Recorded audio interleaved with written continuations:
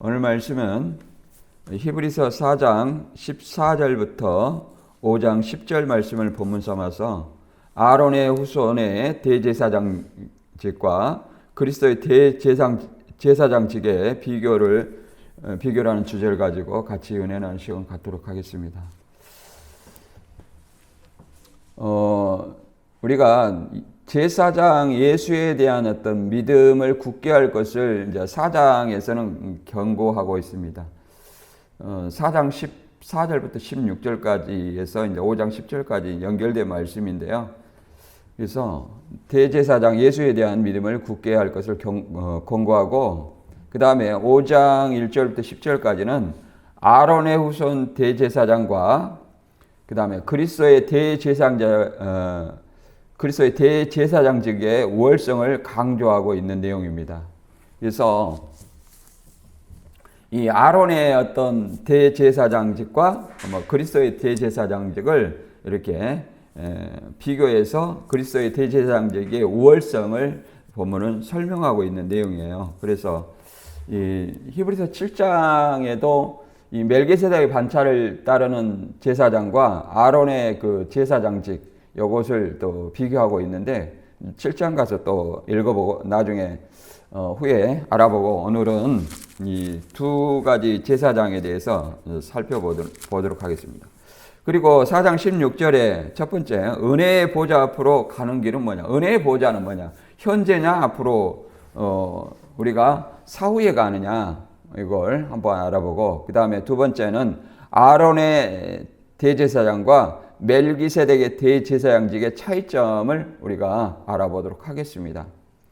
우리가 지금 히브리서는 지금 계속 이어져 오고 있는데, 오늘 말씀은 이제 계속 예수님에 대한 우월성을 천사와 또 모세와 그 다음에 아론의 후손 대제사장직, 이런 어떤 비교를 통해서 예수 그리스도의 우월성을 설명하고 있죠. 이것은 그 당시 유대 신자들이 다시 유대교로 돌아가려고 하는 어떤 그런 입장에서 유대교가 보는 어떤 중요시 생각하는 천사나 모세나 아론의 후손이나 이런 어떤 것들을 비교해서 예수님의 우월성을 나타내고 있다는 사실을 우리는 인지하시기 바랍니다.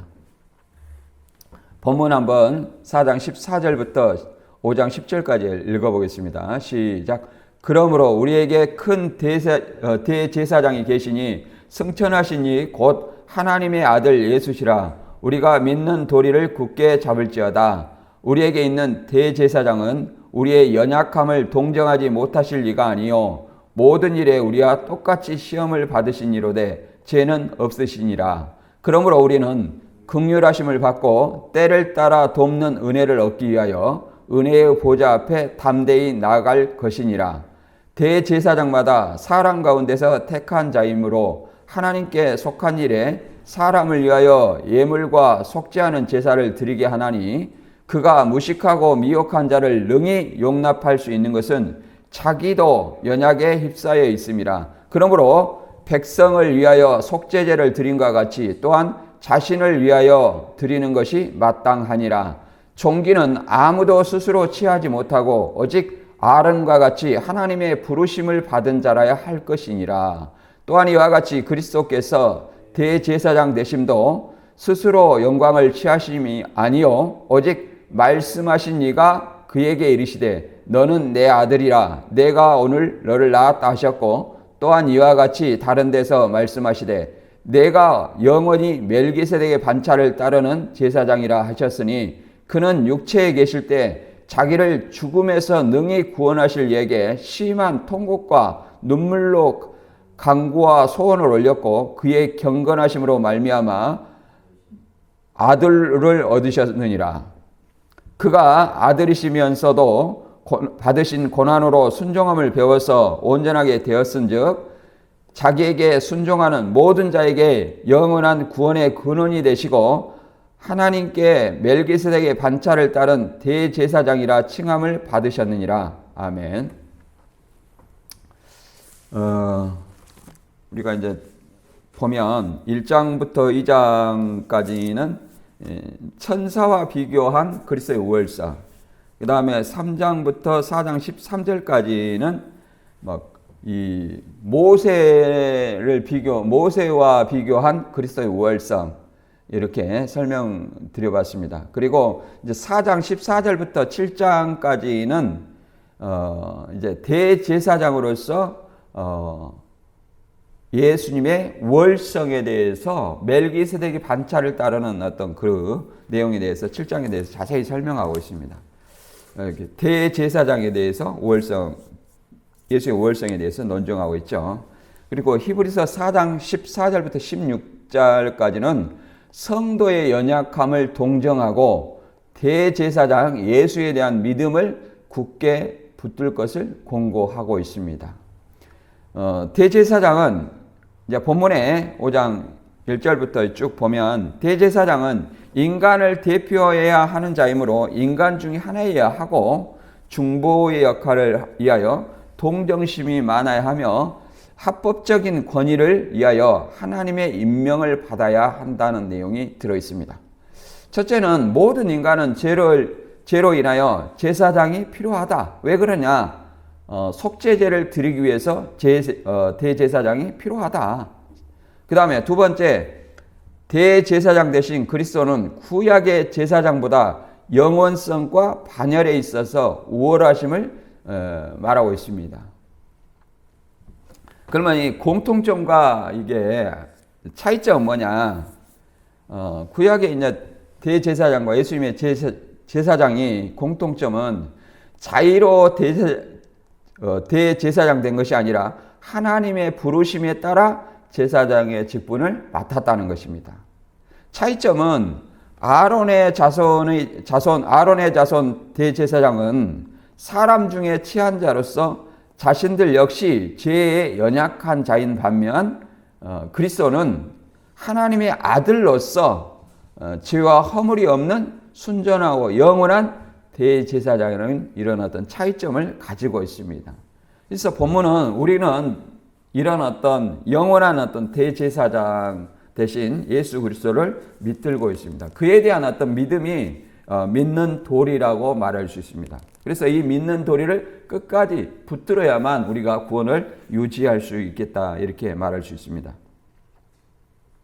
이 본문을 통해서 한번 알아보면 이 4장 14절부터 16절까지 보면 이런 내용입니다.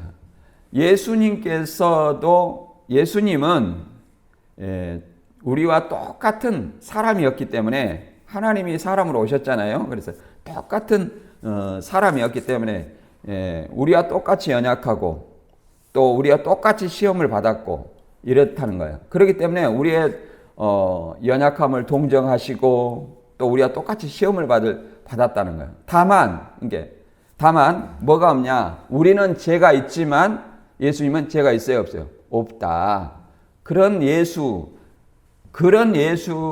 예수님이 대제사장으로 있기 때문에 우리는 그 예수님을 구원자라 말한다. 그를 따라서 은혜의 보좌 앞에 담대히 나아갈 것이라, 이렇게 얘기를 합니다. 그래서 읽어보면 우리에게 큰 대제사장이 계시니 승천하시니 곧 하나님의 아들 예수시라. 우리가 믿는 도리를 굳게 잡을지어다. 하나님의 아들 예수를 믿는 도리, 이게 뭐예요? 신앙입니다. 우리의 신앙이에요. 그래서 예수 그리스도를 하나님의 아들로, 메시아로, 또 하나님으로 믿는 것이 뭐예요? 믿는 것이 우리의 신앙이다. 그 믿는 신앙의 도리를 굳게 잡는다. 이 말은 우리의 신앙 고백이 돼야 되겠죠, 예수님이. 그리고 15절에 우리에게 있는 대제사장은 연약함을 동정하지 못하실 리가 아니요 모든 일에 우리와 똑같이 시험을 받으시니로되 죄는 없으시니라. 여기서 연약함이라는 말이 나오는데, 연약함이라는 말은 개역 한글에 체휼이라고 나옵니다. 그래서 심파데오인데, 헬라어로 심파데오인데 동정하다, 함께 고난을 받다. 그러니까 예수님은 대제사장으로서 우리와 함께 고난을 받을 수 있는 분이었다. 그러니까 친히 언약에 쌓여 있으셨고 시험을 받으셨다. 그런 분이라고 얘기를 합니다. 그러므로 우리는 긍휼하심을 받고 때를 따라 돕는 은혜를 얻게 은혜의 보좌 앞에 담대히 나아갈 것이니라. 이 보좌는 예수님이 십자가 지시고 올라가 승천하여 보좌 우편에 앉으신 그 보좌를 은혜의 보좌로 말합니다. 그래서 먼저 은혜의 보좌에 대해서 알아보기 전에 예수님을 왜 대제사장이라 하느냐. 제사장과 대제사장이 있어요. 제사장은 날마다 뭐예요? 성전의 성소에서 소와 양과 비둘기를 통해서 속죄 제사를 대신 하는 사람입니다. 그건 레이지파가 하죠. 그러나 대제사장은 1년에 한 번 대속죄일 날, 용키푸르라고 하죠. 대속죄일 날 자기와 백성의 죄를 위해서 송아지와 염소를 바쳐가지고 그렇게 대속죄를 합니다. 자기 죄와 백성의 죄. 백성들이 날마다 제사를 지낸다 하지만 그 중에 혹 그걸로 인해서 자기가 죄를 지은지 모르고 지나친 사람들이 있다 이 말이야. 혹 모르기 때문에 백성들의 죄까지라도 속죄하기 위해서 대속죄일 날 이렇게 대제사장이 지성소에 들어가서 지내는 것이 대속죄일 날 대제사장의 역할이죠. 그래서 레위기 16장에 보면 대제사장에 대해서 잘 나와 있습니다. 대속죄일 대제사장에 대해서 잘 나와 있어요. 그래서 레위기 16장 24절에 보면 거룩한 곳에서 물로 몸을 씻고자 자기 옷을 입고 나와서 자기의 번제와 백성의 번제를 드려 자기와 백성을 위하여 속죄하고 누구요? 자기와 백성의 죄를 위하여 속죄하고 이게 대제사장이에요. 예수님도 마찬가지예요. 예수님 자기 죄가 없잖아요. 자기 죄를 속할 필요는 없죠. 그런데 누구의 죄를 속해요? 백성의 죄를 대속하시기 때문에 대제사장의 사역이다 이렇게 얘기를 합니다. 그래서 이런 어떤 육적인 율법을 따라서 드리는 해마다 드리는 어떤 이 제사는 하나의 그림자라고 히브리서 10장 1절에 이렇게 말합니다. 그런 것으로는 우리를 온전하게 할 수 있어요, 없어요? 없다. 해마다 같이 지내야 되기 때문에 온전함을 얻을 수 있다. 그러나 예수님은 대제사장이 되어서 우리의 고난과 시험 받는 자들을 능히 도울 수 있다. 왜? 예수님이 고난을 받았고 예수님이 시험을 받으셨기 때문에. 히브리서 2장 17절과 18절에 보면 이렇게 말합니다. 그러므로 그가 범사의 형제들과 같이 되심이 마땅하도다. 이는 하나님의 일에 자비하고 신실한 대제사장이 되어 백성의 죄를 속량하려 하심이라. 그가 시험을 받아 고난을 당하셨은즉 시험 받는 자를 능히 도우실 수 있느니라. 이렇게 말합니다. 시험 받는 자, 연약한 자를 도우실 수 있다. 예수님은 죄가 없기 때문에 죄 있는 백성들을 승히 죄를 해결해 줄 수 있는 구원자다. 이렇게 말할 수 있습니다. 그것이 예수라는 뜻이 뭐예요? 자기 백성을 저희 죄에서 구원할 자다. 이렇게 얘기를 하죠. 그리고 은혜의 보좌라는 것은 예수님이 가신 그 길이 뭐예요? 은혜의 보좌 앞이라 이렇게 말할 수 있습니다. 히브리서 9장 12절에도 오직 자기의 피로 영원한 속죄를 이루시고 단번에 성소에 들어가셨느니라. 여기는 성소, 지성소, 이 땅에 있는 성소, 지성소, 그 성소를 얘기하는 건 아닙니다. 여기는 하늘 성소예요. 히브리서 9장 24절에서는 참 하늘에 들어가셨다. 십자가를 지시고 참 하늘에 들어가셨다. 이렇게 얘기합니다. 자기의 피로 영원한 속죄를, 그러니까 자기의 피, 곧 예수님의 죽음으로 속죄를 이루시고 들어갈 수 있는 것은 지상의 성소가 아니에요. 하늘 성소를 얘기합니다. 그래서 예수님이 그 길을 십자가로 자기를 믿는 자들의 죄를 대속했기 때문에 그 길을 열어놓으셨어요. 그래서 누구든지 예수님을 통해서 하나님의 보좌 앞으로, 그 보좌가 뭐예요? 은혜의 보좌 앞으로 나갈 수 있다. 은혜라는 것은 구원을 시켜준다는 거예요. 은혜가 예수 믿는 사람을 뭐예요? 구원을 시켜준다는 거예요. 제사함 해주고 그 다음에 의롭다 해주고 그렇기 때문에 선물이고 또는 은혜라 이렇게 얘기합니다. 대가가 없다 이렇게 말할 수 있죠. 히브리서 10장 19절에 보면 이렇게 말합니다. 그러므로 형제들아 우리가 예수의 피를 힘입어 성소에 들어갈 담력을 얻었나니 그 길은 우리를 위하여 휘장 가운데로 열어놓으신 새로운 살 길이요 휘장은 그의 육체니라. 휘장은 그의 육체니라. 성소와 지성소가 갈라져 있었어요. 그래서 1년에 한 번만 어디를 갈 수 있어요? 지성소에 갈 수 있었죠. 대제사장만이. 그러나 이제 하나님 앞으로 나아갈 수 있는 것은 예수님이 이 십자가에 달리심으로 성소 휘장이 위로부터 아래로 찢어졌죠. 근데 그 휘장이 상징하는 것이 뭐예요? 예수님의 육체다, 십자가다 이렇게 얘기를 합니다. 그 예수님의 십자가로 하나님께로 올라가는 길을 열어놓았다 이렇게 얘기합니다. 그러므로 예수의 피, 예수님이 우리 죄를 위해서 십자가에 달리셨다. 그걸 믿으면, 십자가 부활을 믿으면 예수님이 가신 그 길로 우리가 예수님의 보좌 앞으로 나아갈 수 있다 이렇게 말할 수 있는 것입니다. 계시록에도 그렇죠. 이기는 자는 내 보좌에 함께 해 주겠다 이렇게 얘기를 하죠. 그 다음에 이제 아론의 후손의 대제사장직에서 이제 읽어보겠습니다.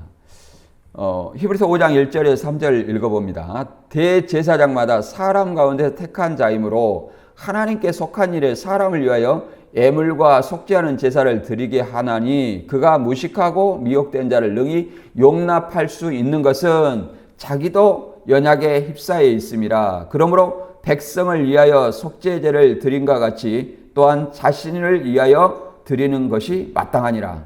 자, 이게 이 땅에 있는 대제사장의 역할입니다. 대제사장은 뭐야? 아론의 후손입니다. 아론의 후손. 아론의 후손. 곧 사람 가운데서 택한 거예요. 아론의 후손. 그래서 사람을 위하여 여기서 사람이라는 건 죄인을 위하죠. 죄인 또 백성을 위해서 백성을 위해서 애물과 속죄하는 제사를 드린다는 거예요.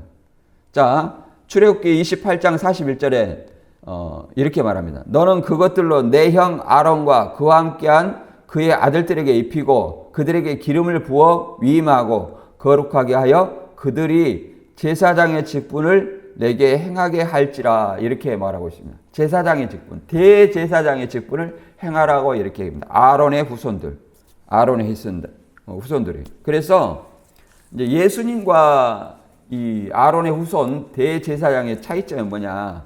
예수님은 자기를 위하여 제사를 드릴 필요가 없어요. 그러나 아론은 뭐라고 말합니까?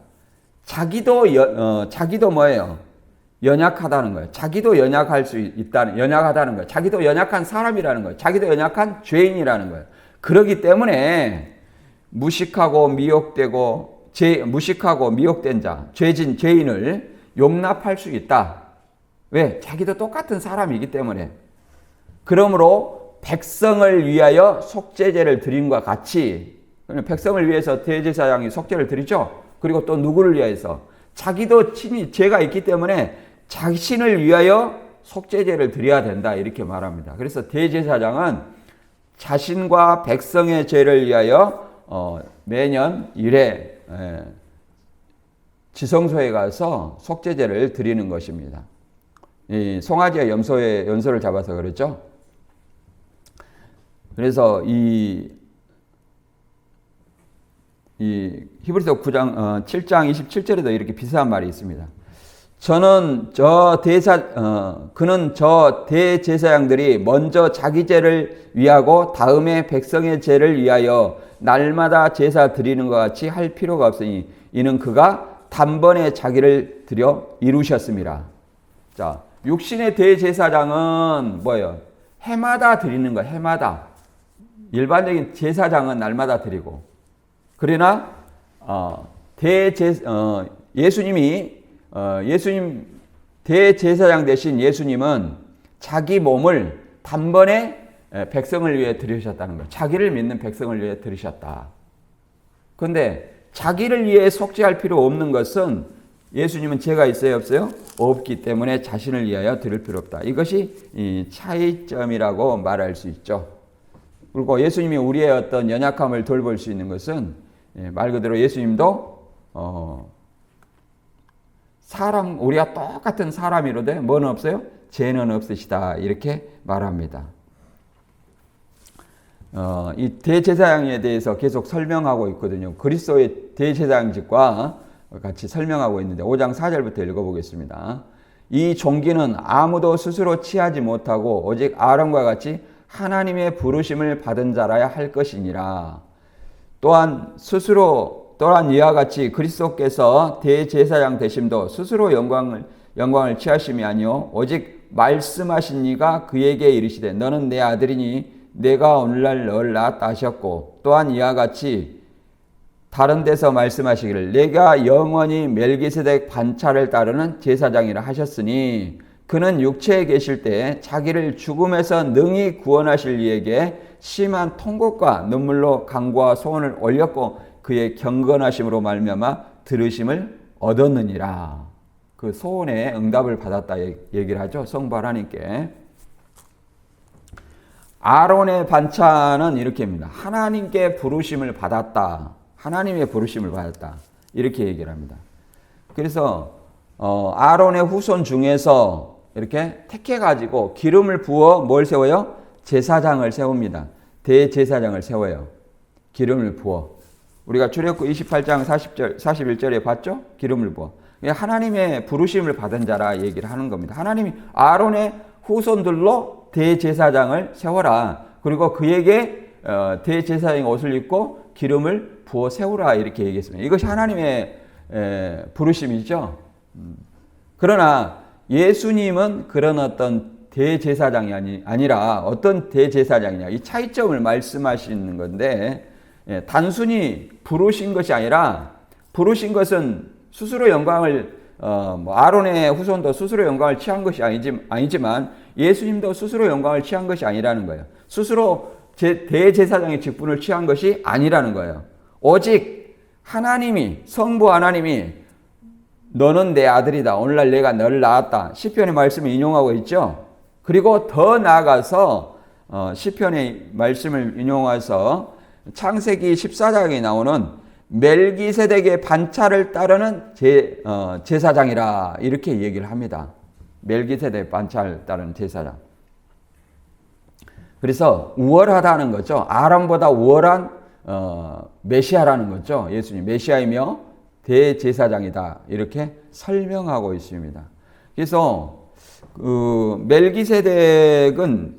멜기세덱과 그리스도의 유사성을 통해서는 아론의 계통의 제사장보다 훨씬 더 우월함을 말하고 있는 거예요. 이 멜기세덱에 대해서는 이제 7장에 대해서 우리가 또 나중에 가면 더 살펴보도록 하겠습니다. 그래서 멜기세덱에 대해서 잠깐 설명하면 롯이 있는 소돔과 고모라가 이제 멸망을 당했고 이제 누가 거기를 그 멸망시킨 사람들을 멸망시키러 가냐면 아브라함이 이제 그 사람들을 쫓아가서 전쟁에 승리하고 돌아오는 길에 노획물을 취했죠. 하나님의 이제 전쟁의 승리고 노획물을 취한 것은 다 하나님의 역사다 이렇게 설명하고 있습니다. 물론 전쟁은 아브라함이 했겠죠.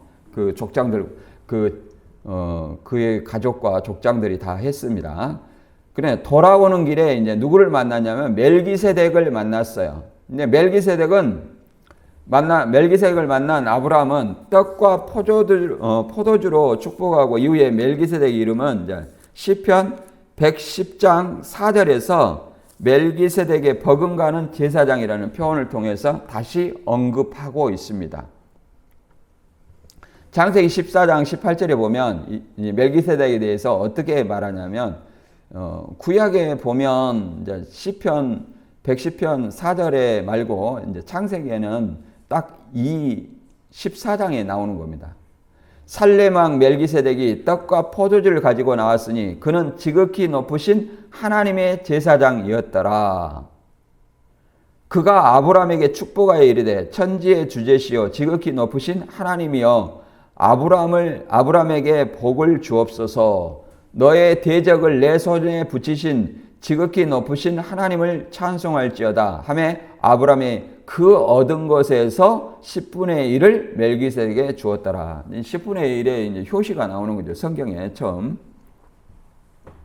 얻은 것에서 이제 그 멜기세덱은 살렘의 왕이라고 하는 거예요. 살렘의 왕이고, 살렘의 왕인데 떡과 포도주로 누구를 축복했어요? 아브라함을 축복했어요. 축복하니까 이제 아브라함이 그 전쟁에서 노획물 얻은 것에서 뭘 줬어요? 10분의 1을 줬죠. 근데 또 이 멜기세덱을 뭐라고 말하냐면 하나님의 제사장, 지극히 높으신 하나님의 제사장이라 이렇게 얘기를 합니다. 그런데 이 지극히 높은 하나님의 제사장의 역할을 지금 누가 하고 있다는 거예요? 예수님이 하고 있다는 거예요. 예수님이. 제사장은 뭐예요? 자기와 백성의 죄를 위해서 속죄제를 드리시잖아요. 하나님께. 성부 하나님께 드리시잖아요. 그런데 지금 누가 그렇게 한다는 거예요? 예수님이 그 역할, 멜기세덱과 같은 역할을 하고 있다. 이렇게 얘기를 합니다. 물론 자기 죄를 위해서 드리시지는 않죠. 그래서 멜기세덱과 같다 이렇게 얘기를 합니다. 그리고 그는 육체에 계실 때, 육체로 오셨을, 하나님이 육체로 오셨을 때, 성육신을 하셨을 때 자기를 죽음에서 능히 구원하실지 성부죠. 성부에게 이제 기도를 합니다. 간구와 소원을 올렸고 들으심을 받았다 이렇게 얘기하죠. 마태 26장 39절에는 조금 나아가서 얼굴을 땅에 대시고 엎드려 기도하며 이르시되 내 아버지여 만일 할만하시거든 이 잔을 내게서 지나가게 하옵소서. 그러나 나의 원대로 마시고 아버지의 원대로 하옵소서 이렇게 얘기했습니다. 아버지의 원대로. 우리도 누구 뜻대로 구해야 됩니까? 하나님의 뜻대로 구해야 돼요. 예수님의 뜻은 뭐예요? 예수님이 십자가 지는 거예요. 죄가 십자가 지실 죄를 아무것도 없어요. 그러나 누구를 위해서? 성육신 하신 목적이 뭡니까? 대속사역을 위해서 오셨기 때문에 반드시 십자가를 통해서 대속사역을 이루시고 보좌 우편에 올라가셔야 된다는 거예요. 영광 받으셔야 된다는 거예요. 우리가 생각하는 아버지의 뜻은 뭡니까? 우리가 오직 1차적으로는 예수 그리스도를 믿는 것이 아버지의 뜻이에요. 더 나아가서 내가 복음을 받았다면 빚진 자로서 복음을 전하는 것이 뭐예요? 아버지의 뜻이에요. 이렇게 우리가 이해를 해볼 수 있습니다. 그 다음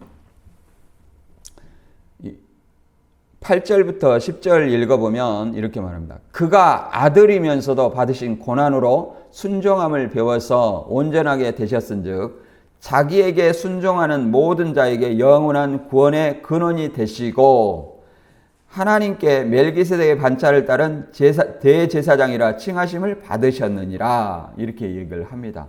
그래서 하나님께서 예수님을 멜기세덱의 반차를 따르는 대제사장이다 이렇게 칭함을 받았다는 거예요. 자, 보좌 우편에 올라가신 것에서도 고난으로 순종함을 배워서 고난이라는 것은 무슨 말입니까? 십자가를 얘기하는 거죠. 히브리서 12장 2절에 보면 이렇게 말합니다. 믿음의 창시자요 완성자이신 예수를 바라봅시다. 그는 자기 앞에 놓여 있는 기쁨을 내다보고서 부끄러움을 마음에 두지 않으시고 십자가를 참으셨습니다. 그리하여 그는 하나님의 보좌 오른쪽에 앉으셨습니다. 이렇게 얘기하죠. 십자가를 참으사 보좌 우편에 앉으셨다. 이게 뭐예요? 은혜의 보좌다는 거예요. 그래서 그랬기 때문에 믿음의 완성자요 창시자다 이렇게 얘기를 합니다. 그러면 자기를 믿는 자들은 뭐예요? 죄를 해결해 주시겠다. 또 의롭게 해주시겠다. 이렇게 이신칭의를 얘기를 하고 있습니다. 이만희를 믿어야 구원천국 영생이다. 이런 어떤 논리는 성경에 어디에도 없습니다. 사도행전 4장 12절에 천하 인간 중에서 사람 중에서 구원자는 오직 예수 그리스도 뿐이다. 그러니까 또 이제 이만희 씨가 하는 말이 있었죠. 나는 구원자가 아니다. 그러니까 이제 약속의 목자다, 참 목자다 이렇게 얘기하는데 수시로 말 바꾸는 사람은 우리는 구원자로 볼 수 없고 모방과 사칭의 사기꾼이다 이렇게 볼 수 있는 거예요. 그런 사람은 구원자가 될 수 없습니다. 전과 이범이 어떻게 구원자입니까? 노비하라고 시키고 이혼하라고 사주하고 이런 사람이 어떻게 구원자가 될 수 있을까요? 오직 구원자는 죄 없으신 예수님이다. 죄가 없다는 것은 오로지 성령으로 잉태하신 예수 그리스도만이 죄가 없다 이렇게 말할 수 있는 것입니다. 마태복음 1장 21절에 예수에 대해서 정확히 설명하고 있어요. 아들 낳으리니 이름을 예수라 하라. 이는 그가 자기 백성을 그들의 죄에서 구원할 자이심이라. 자기 백성의 죄를 구원할 자. 이게 뭐예요? 예수라는 뜻입니다. 예수는 구원자라는 뜻이에요. 구원자가 이만희 씨한테 왔으면 이만희 씨가 구원자라는 얘기죠. 그러나 그런 어떤 능력이 없다는 거예요. 그런 능력이 아무것도 없다는 거예요. 자, 로마서 8장 17절에도 유사한 말이 있습니다. 자녀이면 또한 상속자 곧 하나님의 상속자요 그리스도와 함께한 상속자니 우리가 그와 함께 영광을 받기 위하여 고난도 함께 받아야 할 것이니라. 생각건대 현재의 고난은 장차 우리에게 나타날 영광과 좋게 비교할 수 없도다. 자, 이렇게 얘기합니다. 예수님도 그 앞에 기쁨을 내다보고서 영광을 내다보고서 십자가를 참으셨다는 거예요. 그리고 보좌 우편에 앉으셨다는 거예요. 우리도 마찬가지입니다. 예수님 그리스도 보좌 앞으로 은혜의 보좌 앞으로 나아갈 그 기쁨, 영광, 그리스도의 재림을 바라보고 또 어떻게 해요? 현재의 고난은 좋게 비교할 수 없다. 예수님이 고난을 받았으니까 우리도 동일한 고난을 받아야 된다. 영광을 받기 위해 동일한 고난을 받아야 된다. 이렇게 얘기를 합니다. 그래서 이런 어떤 십자가 지셨기 때문에 예수님은 믿음의 창시자요 완성자이시며 구원의 근원이 되시는 거예요. 왜 구원의 근원이 되시냐? 디모데전서 2장 5절에는 이렇게 얘기를 합니다. 5장 5절과 6절에 보면 하나님은 한 분이시요 또 하나님과 사람 사이에 중보자도 한 분이시니 곧 사람이신 그리스도 예수라. 그가 모든 사람을 위하여 자기를 대속물로 주셨으니 기약이 이르러 주신 증거니라. 이렇게 말합니다. 하나님과 사람 사이에 중보자도 한 명. 그렇잖아요. 중보자 한 명이요. 하나님 한 분이신데 하나님과 사람 사이에 중보자도 한 분이시고 누구예요? 예수이다. 예수가 구원자가 될 수 있는 것은 우리를 위해 대속물로 자기 자신을 주셨기 때문에 다른 것이 아니다. 이렇게 얘기할 수 있습니다. 그래서 우리는 예수님이 멜기세덱의 반차를 따른 대제사이기 때문에 예수님의 어떤 믿음으로 우리도 뭐예요? 제사장이라 이렇게 얘기를 합니다. 베드로전서 2장 9절에는 너희는 택하신 족속이요 왕같은 제사장들이요 그의 거룩한 나라요 그의 소유된 백성이니 이는 너희를 어두운 데서 불러내어 그의 기이한 빛에 들어가게 하신 이의 아름다운 덕을 선포하게 하려 하심이라. 이렇게 얘기를 합니다. 우리를 뭐라고 하냐면 예수 그리스도를 믿는 자는 택하신 족속이요 왕같은 제사장이다. 신천지는 제사장 하지만 제사장이 없습니다. 제사장이 없어요. 흰무리만 있죠. 14만 4천이 넘었어요. 네. 14만 4천이 넘었는데 14만 4천 명 제사장은 없고 흰무리만 있습니다. 왜? 돈을 갖다 바치잖아요. 바치기 때문에. 돈을 갖다 바친 사람 뭐라고 그랬어요? 흰무리라고 그랬죠. 그리고 영생이 있어요, 없어요? 영생은 없습니다. 영생을 한다고 홍보할 뿐입니다. 그래서 다시 한번 본문을 정리하면 아론의 후손 대제사장직과 그리스도의 대제사장직을 우리가 비교를 봤습니다. 대제사장은 인간을 대표해야 하는 자므로 인간 중에 하나야 하고 중보자 역할을 위해서 동정심이 많아야 된다. 또 합법적인 권위를 위해서 하나님의 임명을 받아야 된다. 이렇게 얘기를 합니다. 그러나 예수님은 인간 중에 아니라 죄는 없으시고 인간이시면서 하나님이시죠. 성육신 하신 예수님은 멜기세덱의 반차를 따른 제사장이요 하나님의 아들이라 이렇게 말합니다.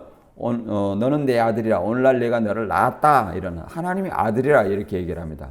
따라서 이 구약의 아론의 반차의 대제사장보다 멜기세덱의 반차를 따르는 예수님은 영원성과 반열성에 있어 우월하다는 것을 우리에게 말하고 있습니다. 우리는 그 믿음을 그리스도 예수에 대한 어떤 믿음을 끝까지 시작할 때 확실한 것을 끝까지 붙들고 나아가야 한다 이렇게 설명하고 있습니다. 오늘 말씀 통해서 다 같이 믿음을 지키시는 저와 여러분이 되시길 주님의 이름으로 축원합니다.